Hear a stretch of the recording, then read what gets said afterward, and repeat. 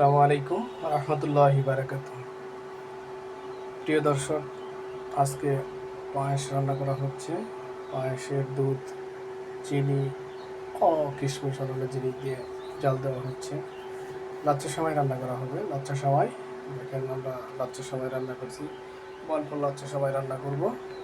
এই যে বনফুল লাচ্চা সেমাই আনছি, দেখেন বনফুল লাচ্চা সেমাই। আর এই যে দুধ, আজকে আমরা আসলে প্যাকেটের যে তরল দুধ সেইটা দিয়ে আমরা লাচ্চা সেমাইটা রান্না করব। আসলে গরুর দুধটা আমরা সংগ্রহ করতে পারিনি বা আনতে পারিনি, এই তো এইগুলো দিয়ে আমরা লাচ্চা সেমাই রান্না করব। এভাবে দুধটা জাল হতে থাকবে।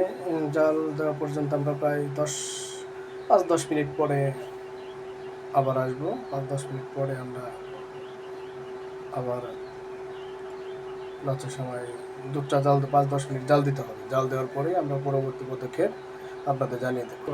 প্রায় 10 মিনিট পরে চলে আসলাম। দেখেন আমার দুধটা জাল দিয়ে এরকম হয়েছে। এখন আমরা বনফুল লাচ্চা সেমাইটা ছেড়ে দেব এবং নামিয়ে নেব।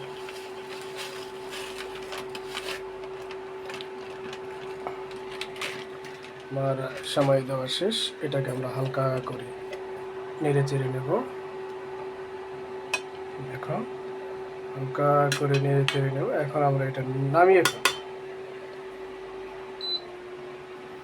এখন আমরা এটা নামিয়ে নিলাম। দেখেন, এভাবে কিছুক্ষণ থাকার পরে আমার লাচ্চা সেমাইটা তৈরি হয়ে যাবে। দেখেন, আমরা একটু নেড়ে চেড়ে দিলাম।